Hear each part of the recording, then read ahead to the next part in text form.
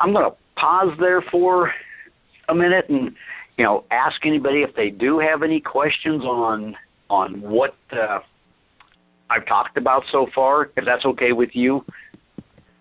Yeah, Randy. That's most interesting. I would venture to say that most of the listeners today have a vested interest in saving the planet, and what we would like to see is everybody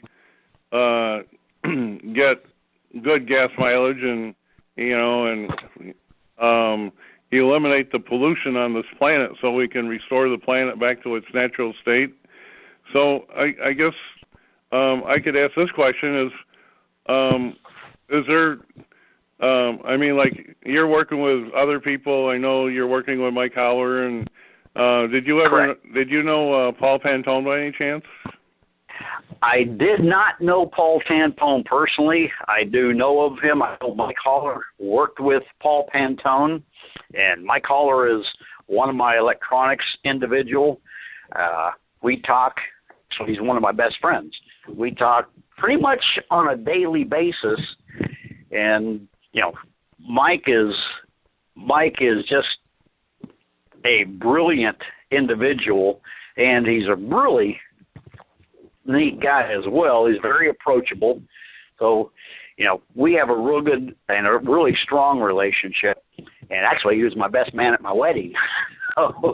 so anyway, he's a really nice guy. Well, anyway, let me say something about Paul Pantone. Since you didn't know him, I met him briefly and worked with him, and actually worked on a couple of his designs. And Paul Pantone, over the years, there was a contest that was made and an award offered for anybody that had a vehicle that would get the best gas mileage. And Paul Pantone broke the record and won the trophy the year that he designed a vehicle that would get 1,200 miles a gallon. Correct. I know Mike was working with Paul on the GEAT system. Yeah, and he actually started the GEAT company, or I believe that was Paul Pantone. Well, anyway, Paul Pantone was also the guy who developed the carburetor that my brother Mike and he became a dealer for Paul Pantone. I should mention that Paul Pantone passed over about 3 years ago now. So he's no longer available to talk to, but at least on this side, he started this company and he had these like you would say small generators, like maybe 750 or 1,000 watt generators that ran. He had like Tecumseh and Briggs & Stratton engines, and he developed this carburetor that was very interesting, and I know this is true because I actually went to county fairs and we actually demonstrated this, for crowds at a county fair. And what we did is you could start the generator, start the engine of a 2-cycle engine. You would start it up on normal gasoline, and once the engine got up to normal operating temperature, you could cut off the gas, and you could pour Coca-Cola or use motor oil or anything, any liquid. Any liquid would burn in this engine. We never tried distilled water. I have to admit, we never tried distilled water, but we did try.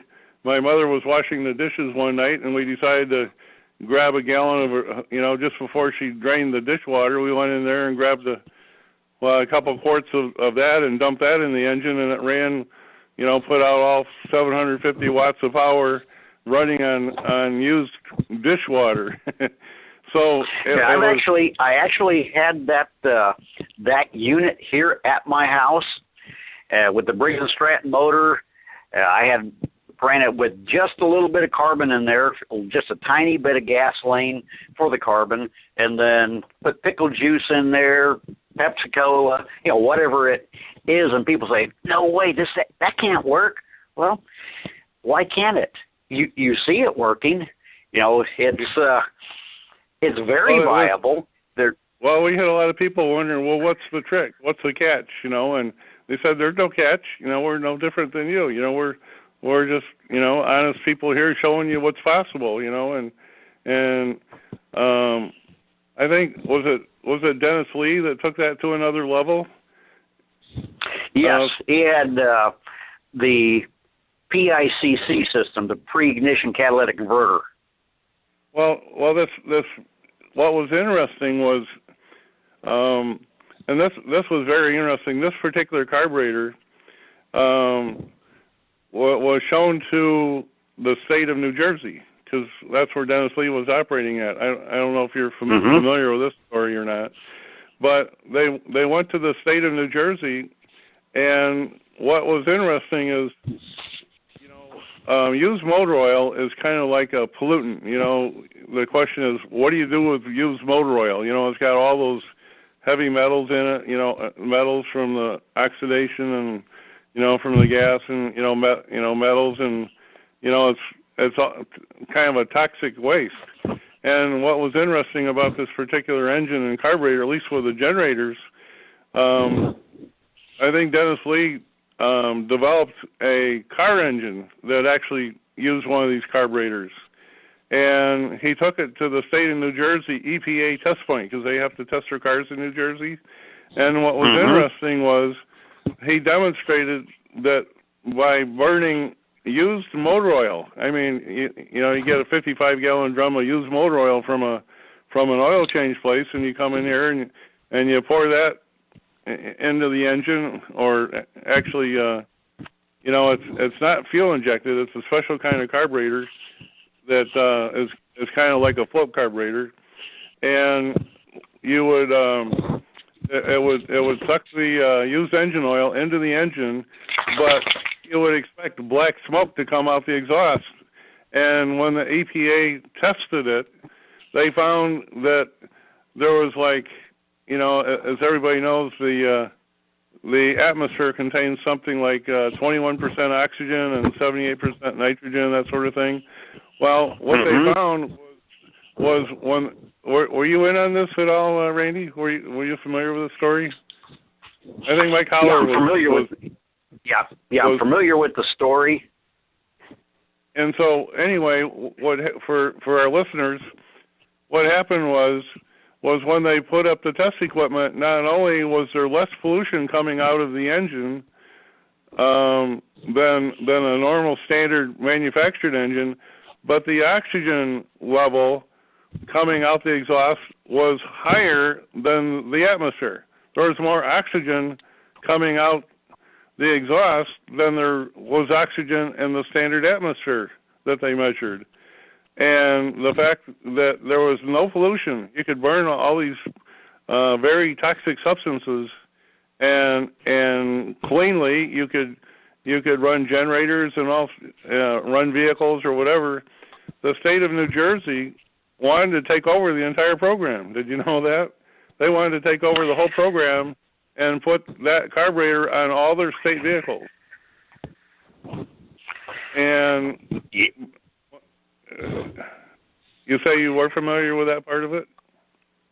Yes, I'm familiar with, with pretty much every alternative carburetor that is out there. And, there's, unfortunately, most of these inventions have got patents on them. And the first thing that happens when you file a patent, now Uncle Sam knows what you're doing. And, you're allowed to tinker and play all you want. Try to come to market with it, and you're going to run into a solid brick wall that probably is not going to be very advantageous for you. All of a sudden you develop something, and they, government or the big oil will say, send their attorneys after you and say, patent infringement, anything to do with energy conservation or an a system that is highly efficient, they're not going to allow to and hit the market. Unfortunately, because of power and greed. Oh, go ahead. Well, the reason I brought up the thing with the state of New Jersey was not only did the state of New Jersey want this product, they weren't trying to destroy it. They wanted to take it over for themselves. They wanted to run the entire state on this particular system. They were not trying to destroy it. They wanted it, and not only did they want it for the state of New Jersey, they wanted to take total control over the entire operation, and would not let the designers of the product go elsewhere. They wanted total control, and unfortunately, is an issue. It became an issue, and finally, it never went anywhere. Just the whole system got dropped, and that's as far as it went. So yeah, like you say, I keep hearing from other individuals that that play in the arena, and there's many of me's out here. I'm not the only one playing out here in this arena. Before the internet, I'm thinking what I'm doing is, there's got to be a lot of people out here doing this. Once the internet was really established, I can go to YouTube and watch, and people send me YouTube videos all the time and ask me if I can do something like this, even though I'm beyond what a lot of those videos I watch on YouTube. And, unfortunately, there's a lot of great products out there that could change people's lifestyles rapidly. Just like when the Henry Ford came out with the automobile. Everybody said you can't do it. You're going to destroy the industry. The horse and buggy industry is going to go. You're going to put a lot of people out of work. Well, did that happen? No. Those industries retooled and became part of the project. So, my goal is to put Americans back to work. Buy American as much as possible, put Americans back to work. And since I'm a vet, my heart really goes out to, the veterans and the disabled veterans. I want to put them to work. This is way, way bigger than I am. This is way bigger than we are. And the industry is big enough, and they said, well, somebody's going to take your product and copy it and change the design a little bit and come out with their own. You know what? That's quite all right. I don't need to be a gazillionaire. That's not my goal. My goal is to come out with something that can help the average you and me to be able to keep more of our hard-earned dollar in our back pocket. And last I knew, if you have more money in your back pocket, you have more money to spend. You have more money to spend, Uncle Sam gets what he needs, the state gets what they need. Everybody is doing good, and life is good. It's not, we're going to tax the fire out of you, and, out of every dollar you make, you're going to get to keep 20 cents of it, which is kind of what I won't go into politics, but kind of what they're trying to head to. And, we have somebody in, whether you like Trump or not, I actually love Trump, is doing something to give America back to the American people. And, that's just something we don't see out of politics. It's all power, greed, and corruption. And I'm, with all the suppressed technologies that are out there, you hear little snippets of things coming out, and all of a sudden you start doing research on them, and you're going, man, this is great. And the next thing you know, website goes away. You never hear of the technology anymore, and everybody's left wondering what happened. Or if it does start to make headway, all of a sudden FBI raids them, and their name is smeared all over national TV, and next thing you know, they get indicted and they get to go stay at the nice federal resort for a while. So, unfortunately, that does happen. Me, myself, and I'm not afraid of what is out there because I just don't have the fear. I can't live off fear. Do we have to be smart about what we're going to do? Absolutely. And that's why, this whole project is still under development. There's still people that are coming this direction that have great gifts that they're proficient at. And, the more people we can put together that are like-minded, that want to be a part of something that is bigger than all of us, then, that is, to me, that's huge and that's priceless. And you have people that have your back, and I mean that literally. They have your back. And again, once you see this, feel this, touch this, you can never unsee it. And that skepticism goes away. So no matter what happens, somebody says, "Oh, that's just pie in the sky, pipe dream stuff." Well, no, because we all know, we've all heard the stories, but it's always a friend of a friend of a friend of a friend's cousin's brother, uncle did this. Oh no, this is yeah, that's so true. Say, so Randy, I think that's fabulous that you're working on this now. What we're really interested in is how to get rid of all pollution on the planet. I mean, we're not to the point. I mean, at least I'm not quite to the point where I'm just going to ride my bike back and forth from work. But I really want to cut back on pollution. And you mentioned that you're even on this truck that you're working on. You've brought in other types of fuels. Have you dabbled into just like hydrogen only systems or other yes, systems I have. that you might want to share with us? Well, hydrogen, that if you go look at the YouTube videos, pretty much everybody in the industry is playing in that same arena. It's one size fits all. It goes through the air intake system, and that is, yes, you will get a little bit better emissions. Mileage gains, you'll get it to the first one or two trips, but the OBD2 computer system has adaptive memory.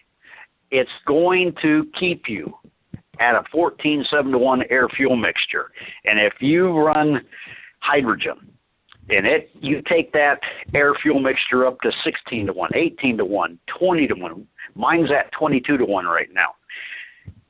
If you don't have a way to keep the OBD2 from adapting to what you're doing, very soon you're going to find out your mileage comes back down. And in other words, if it runs too rich, it's going to back off on the fuel trims and lean it out. If it runs too lean, it's going to open up the pulse widths on the injectors, and it's going to make it run more richer.